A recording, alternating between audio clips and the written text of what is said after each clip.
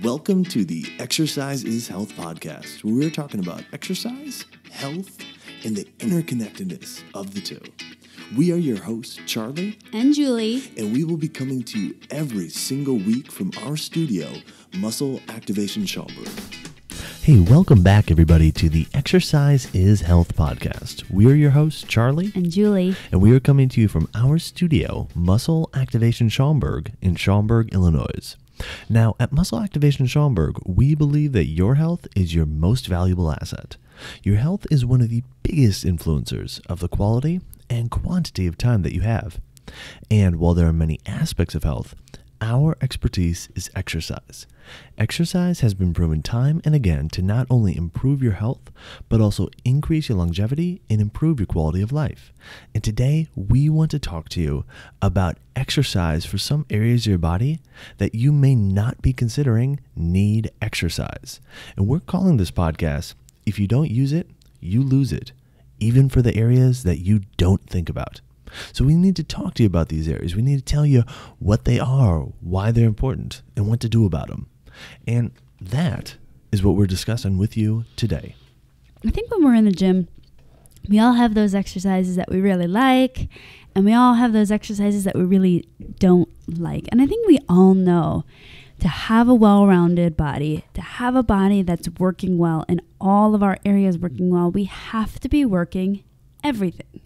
So yes, next time you go to the gym, make sure you include those exercises that you don't really prefer to do. Everyone has their things, and it is, person to person. But today we're going to be talking about the ones that you probably aren't doing because you probably aren't aware of them.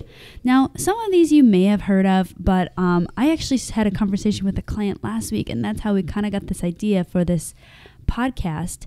And it is so important that you're working every single area of your body so that every single area of your body is being maintained. We want to make sure that you're able to use every part of your body for as long as you are living, because we know, especially with the work that we do, that one area of your body can cause issues in other areas of your body. So we have to make sure that every area of your body is working. Now, a lot of times when we go to the gym, we think about doing exercise for our heart or for the muscles that we can see in the mirror, like our chest or our shoulders, or maybe even our back or our legs or our arms. And so we get these two groups where we have exercise for our heart health and we have exercise for our mirror muscles with our strength training, and then heart health with our cardio. But that's missing a lot.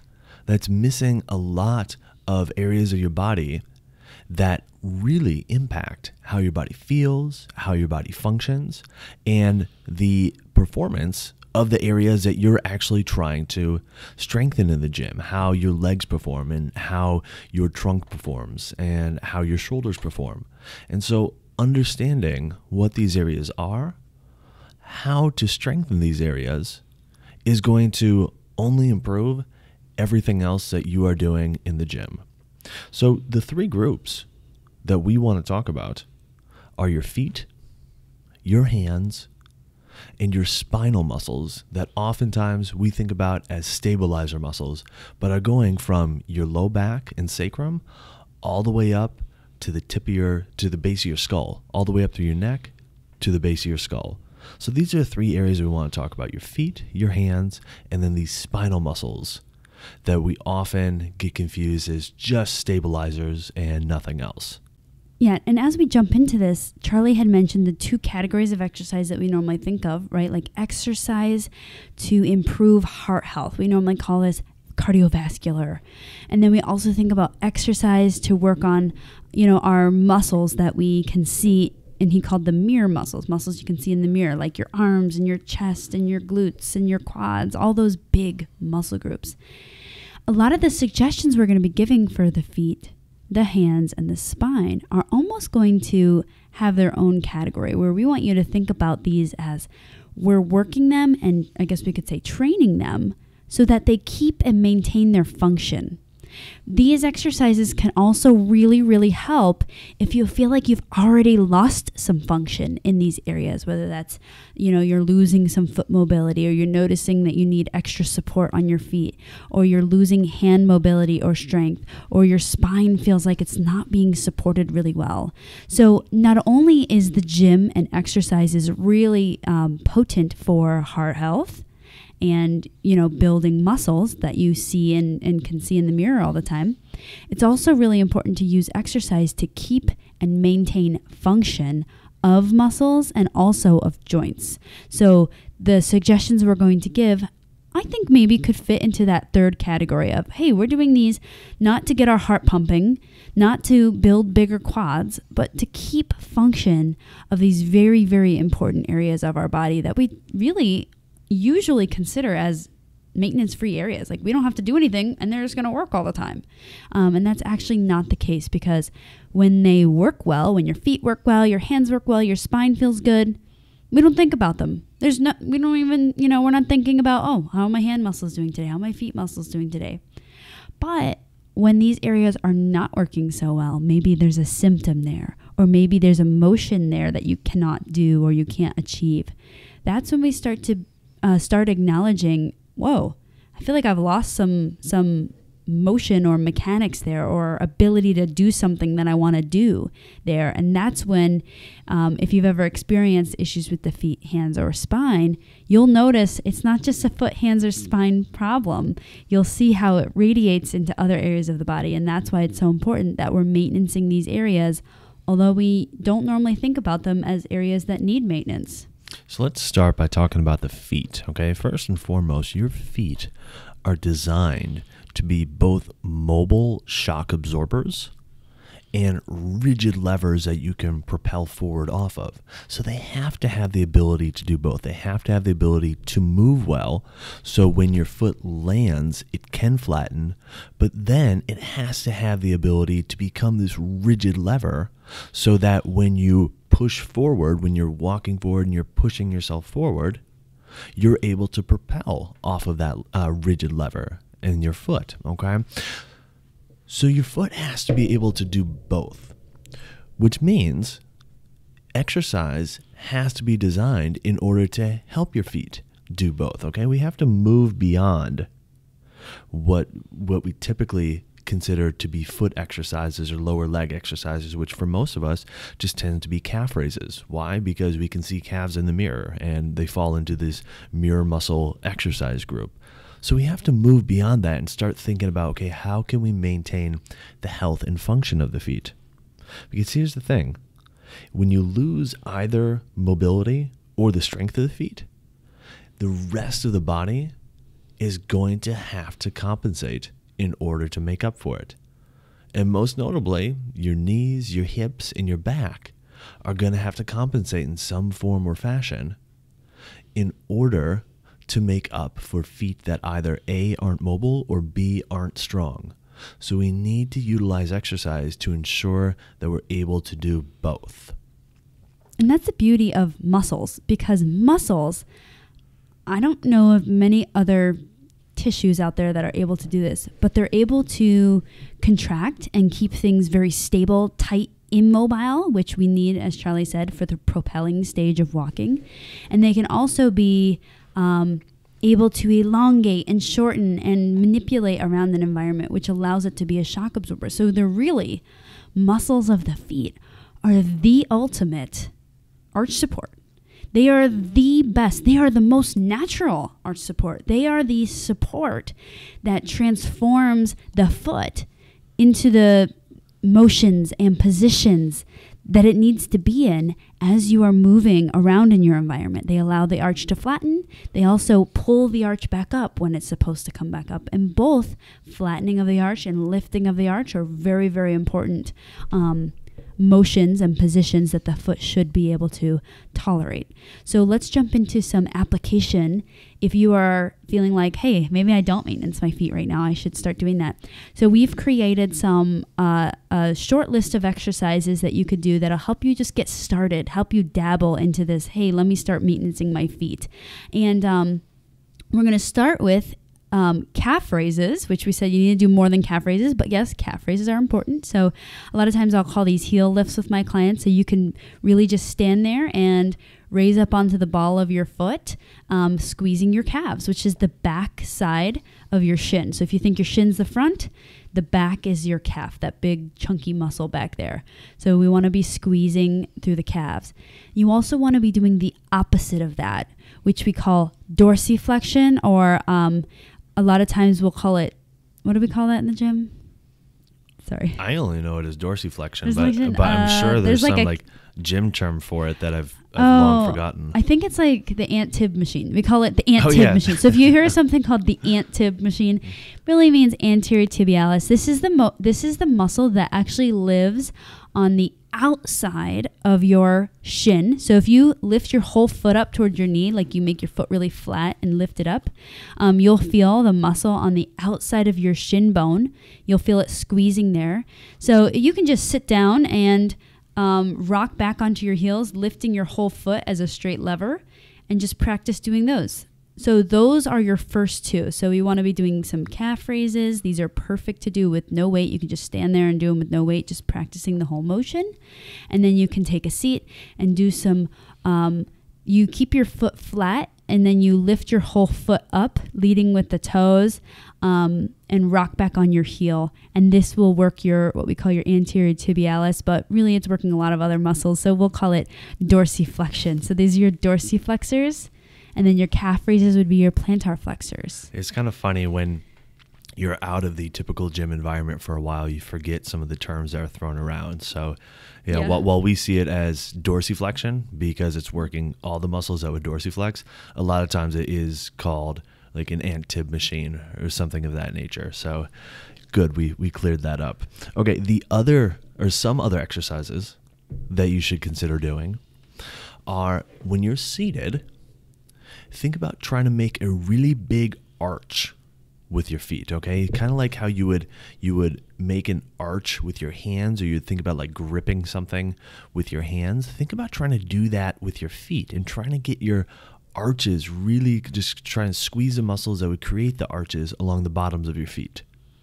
Then, kind of like we talked about with the last group, doing the opposite of that is trying to squeeze muscles on the outsides of the feet to try to flatten those arches.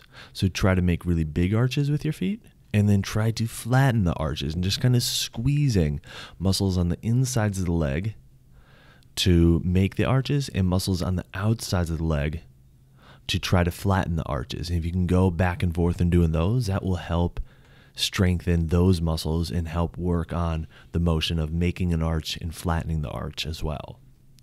And then finally, the last series of exercises we want to talk about are exercises where you're thinking about extending your toes or pointing your toes to the ceiling. So keeping your feet flat to the ground and then just pointing your toes up.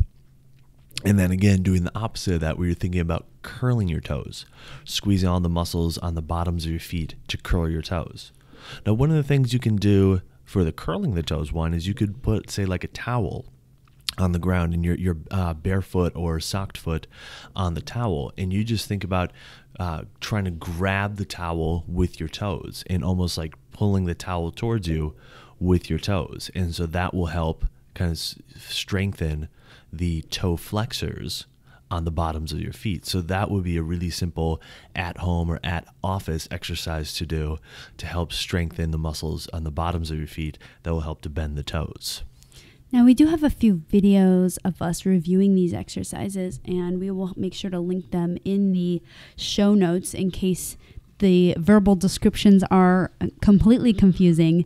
You can get a visual of these. We also have a couple blogs with photos. So we will include those in the show notes so that you can start working on your feet. So just as a recap, we have plantar flexion or the calf raise exercise.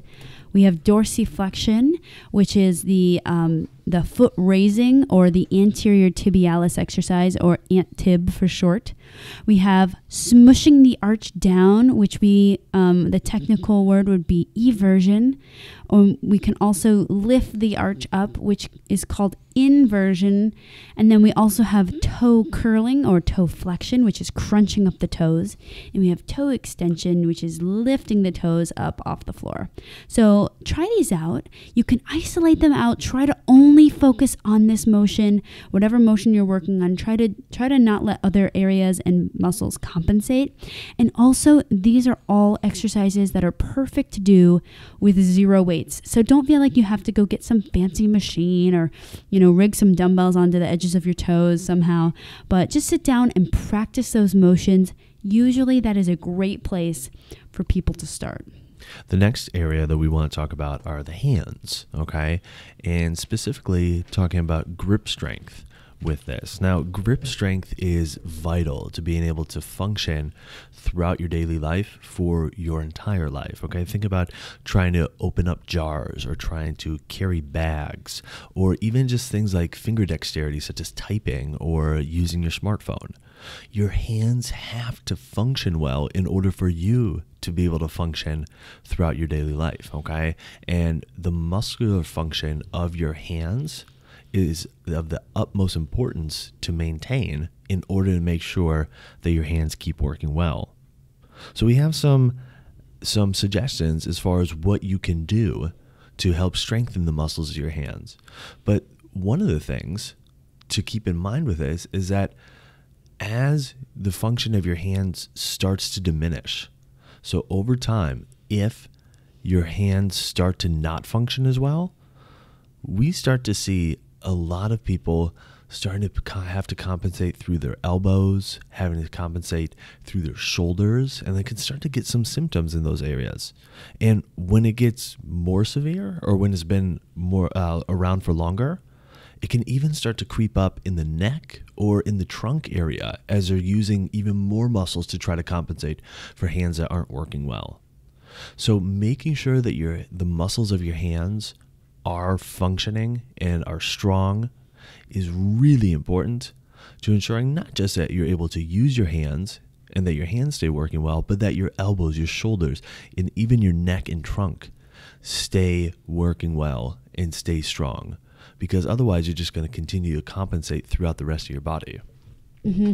It's totally true. And I just wanted to pipe in and share a little bit of personal insight. I think one population that is notorious for overusing their hands and thus losing strength in their hands is the dentistry profession. And I happen to have way too many dentists in my family, but I know, and Charlie knows, every time we're around our dental family side, we're always talking, how can we deal with this hand thing that's going on? How can we deal with this elbow thing, this shoulder thing, this neck thing, this spine postural thing? So we know that not only, I can't even imagine one day going through life feeling like I couldn't fully use my hands, number one. But number two, seeing how much this leads to other things in the body. Like, I have weak hands or overused hands, and now my elbows bother me, or my shoulders aren't functioning well, or my neck's bothering me, or I can't stand up well. I am having poor posture. So it is just such a potent area of the body. And if you think about your day, it is your place where you literally touch the world. This is where you get to experience your life. So whether you have a job or a part of your life that really, really is hand focused, maybe you're a dentist or something like that. But also maybe it's something recreational that you do. For example, computer work or knitting or crocheting, any of those things that use that fine dexterity of your hands and fingers is so important to maintenance because it can be so overly overused and underused. So check out these next exercises just to start maintaining those hands and fingers. The first exercise suggestion that we want to give you is as simple as just squeezing a tennis ball. Find a tennis ball and just grab it in one hand and just start squeezing it. You don't have to squeeze it very hard. Squeeze it gently and just feel the muscles on the palm side of your hand just start to get worked and start to get stronger, and feel the muscles on that same side of your forearm just start to work and start to get stronger. We call it the flexor side of the forearm or the palmar surface of the hand. Squeezing a tennis ball, as simple as that is, can make a tremendous impact in the strength and function of your hands. You don't have to invest in a lot of fancy exercise equipment. All you have to do is just find a tennis ball that's lying around your garage somewhere and just grab that and start squeezing that. Squeeze that throughout your day, okay? You can put it in your car. I know I have a ball that sits in my cup holder in my car, and so while I'm driving, if I'm just on cruise control and it's an open road, I'll just squeeze the ball 50 times in my right hand and then squeeze it 50 times in my left hand. Just kind of go back and forth like that. You can do it while you're sitting and watching TV. When I lived downtown Chicago, I used to do it all the time when I was on the subway train, riding the train from my apartment to work. I was constantly playing with this squeezing strength ball, and it made a tremendous improvement in my grip strength and the strength of my hands. And so it can be as simple as that, and it is highly effective. The other thing is, if you're thinking about gripping your hand, like look at your hand and grip it and do the opposite motion. That's making your hand back to flat or back to straight, right? We don't often think about the muscles that get our hands back to straighten. So if gripping helps the muscles on the palmar side, or on the muscles that live on your palm, and if you just travel down on the front, the soft skin side of your forearm, like where all that baby skin is, the extensors, the straightening of the fingers, the ungripping of the fingers, live on the back side of your hand and live on usually the tan part of your arm, the part that gets all the sun. So we want to be training that too, because we want to make sure we're keeping those hands balanced. So you can look up on Amazon for these things that wrap on your fingers and you extend your fingers. They're called finger extensor trainers, or look for something like that.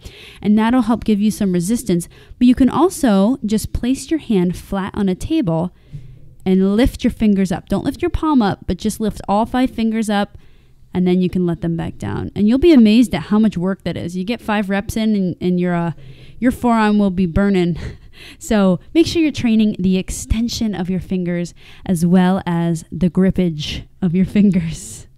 The third area of the body that we want to talk about are the spinal muscles. And a lot of times when we think about spinal muscles, we think of them as stabilizers. And so when it comes to training the trunk and spine, we're often thinking of kind of really big muscle groups, you're working your abs, or you're working your obliques, you're working your spinal erectors, and that's all fine and well, but there are a lot of these little muscles that run from one vertebra to the next all throughout your spine that need to be challenged as well. And it's not that they're not being challenged with our typical trunk exercises, but oftentimes we think of these muscles as just stabilizers. And the challenge with that is we choose to train them with these quote unquote stabilizing exercises. And that's difficult. It's difficult because these muscles, yes, they can help stabilize your bones just like every other muscle can, but they also help to move your bones just like every other muscle can. Which means we need to be training them outside of where we typically do these stabilization exercises, which is this spinal neutral position. As Charlie said, it is really important that we also include some training for these spinal muscles with motion rather than just stable, meaning no motion, or isometrics, which again is no motion. Because have you ever noticed that spine injuries happen? You probably know someone, maybe it's you, maybe it's a friend, maybe it's your spouse, that has hurt their back. And how did they hurt their back? Did they do it by standing in a neutral position? No. It was likely because they were doing a little bit of an odd motion, but they were definitely not in neutral. Maybe they were bent over, maybe they were twisted over to the side, maybe they were bent over to the side, maybe they were extended back. So all these motions we see are very common vulnerable motions or positions for people.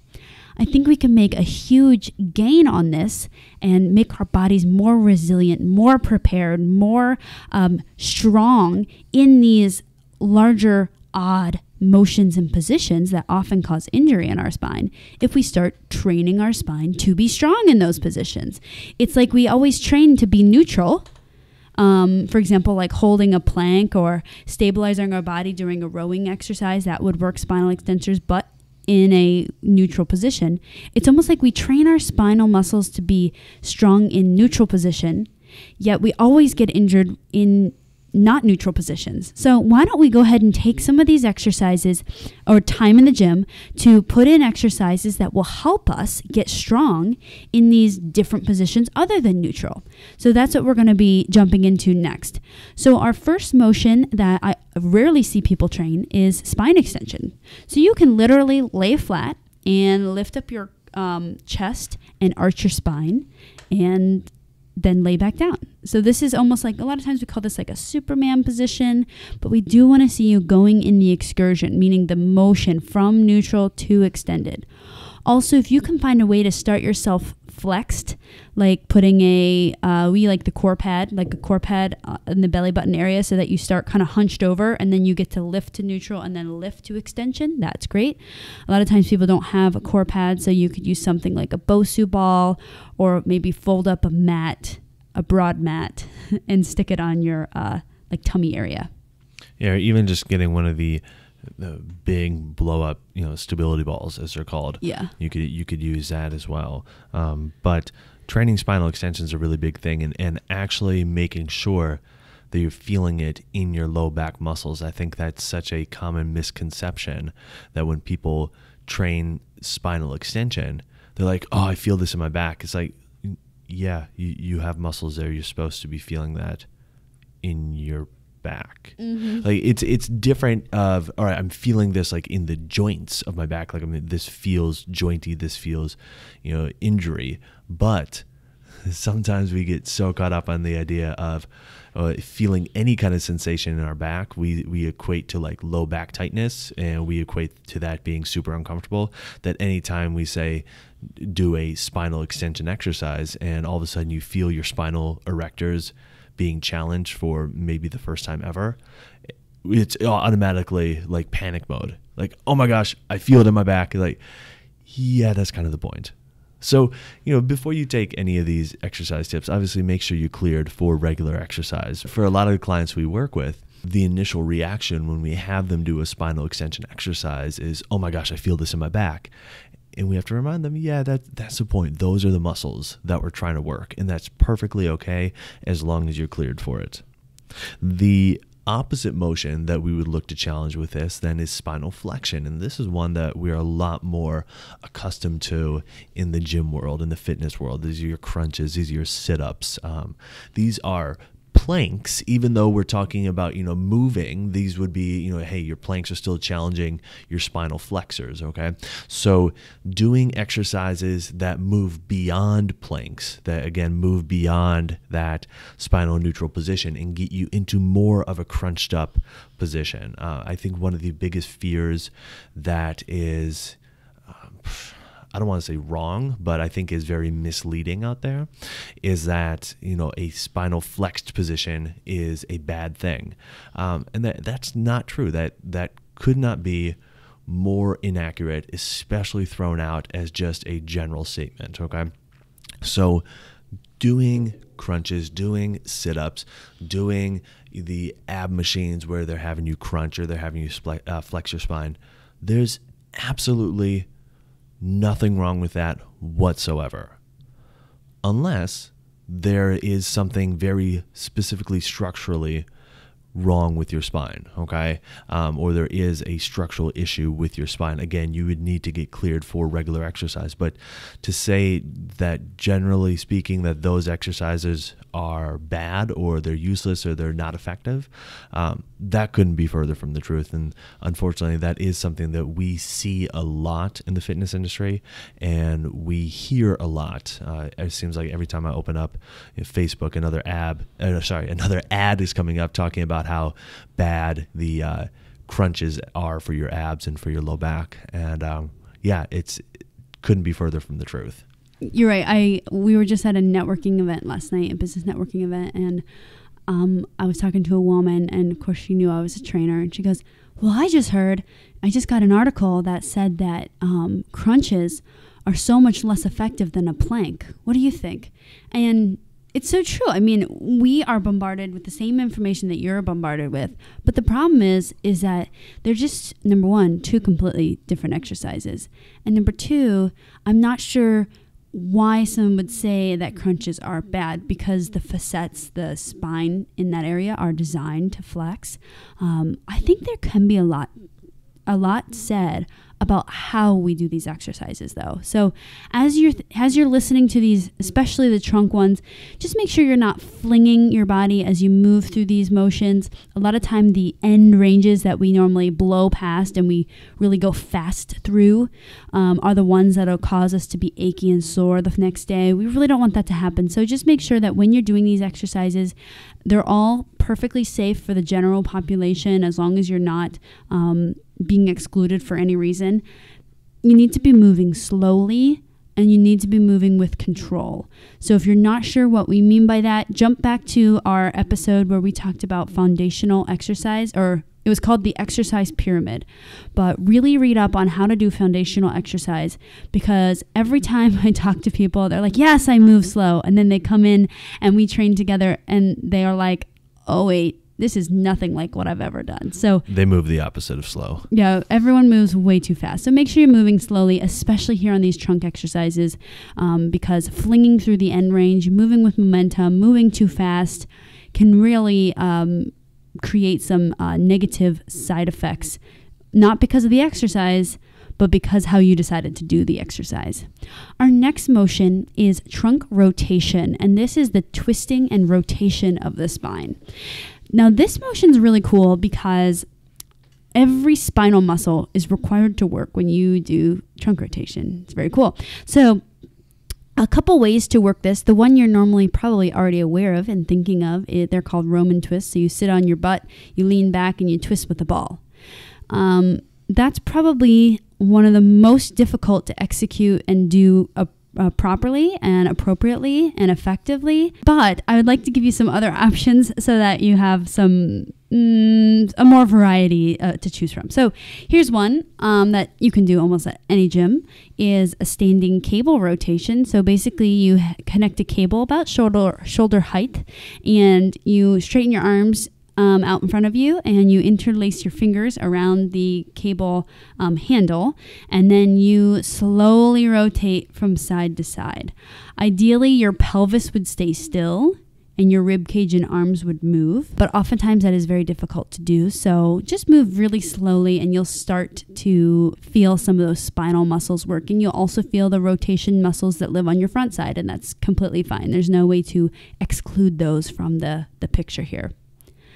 Another great exercise for rotation would be the rotary trunk machine. So many gyms have a rotary trunk machine where you either sit on your bum and then you press your chest into a pad, and then your hips and your butt are rotating, or your pelvis is rotating. And sometimes it's a kneeling one where you kneel on the machine and then you press your chest into a pad and then you rotate your lower body again. And sometimes you sit on a chair and then you press your chest into a pad or your back into a pad, and then the upper half rotates. So check out your gym and see if they have a rotary trunk rotation machine. And if you do, try it out. But again, move very slowly and be mindful not to be flinging past your end ranges. The final grouping of exercises that we're going to talk about are these side bend exercises or lateral flexion.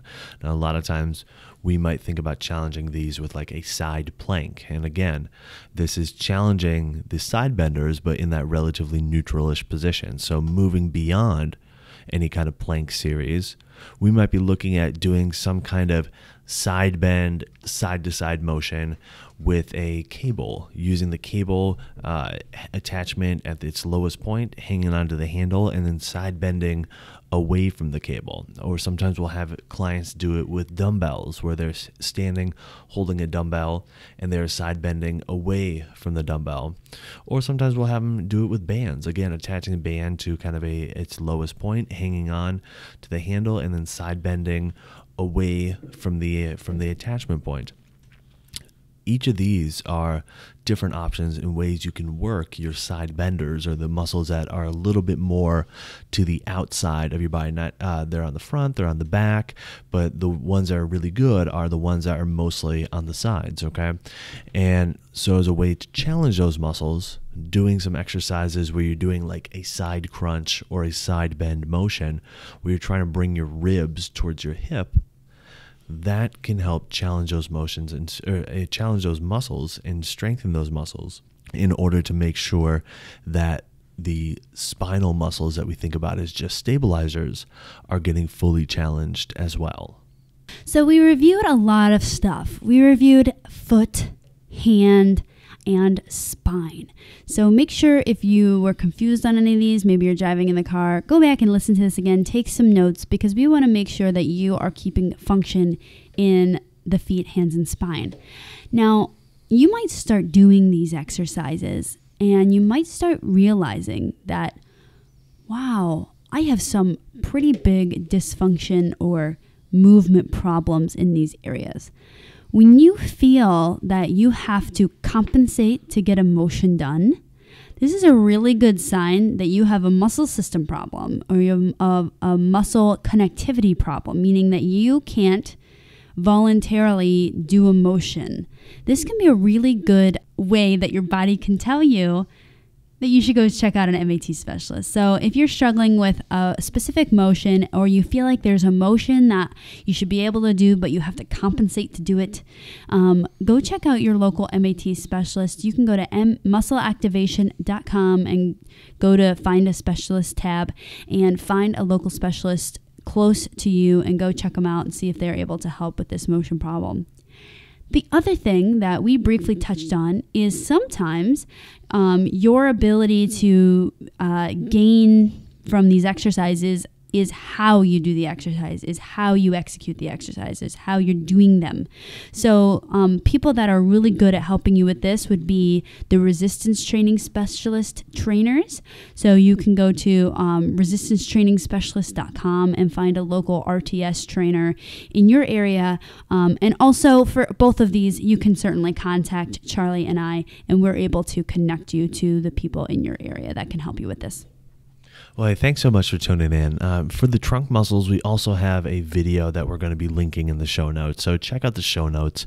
Make sure that you click on all the associated links, because Julie did an awesome Facebook Live video about the different trunk motions and how to challenge those. So make sure you reference that, as well as the other blog posts and videos that we are going to be linking in the show notes. If you wouldn't mind, head on over to iTunes and click subscribe, because next week we are coming back out with a brand new episode on muscle activation techniques. If you know anybody that might be struggling with some hand strength or some foot strength or some spinal muscle strength issues, feel free to share this episode with them if you found this information of benefit as well. Have a fantastic week, and we'll talk with you all next week.